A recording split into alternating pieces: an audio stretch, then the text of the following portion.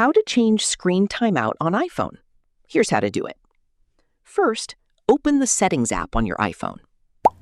Scroll down and tap Display and Brightness. Now, scroll down and select Auto Lock. Here, you can choose how long you want your iPhone screen to stay on before it automatically locks.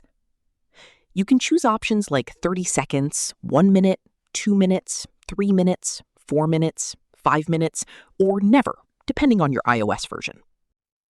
If Auto Lock is grayed out, low power mode may be turned on. To fix this, go back to Settings page, tap on Battery, and turn off low power mode. Then return to Display and Brightness and check Auto Lock again.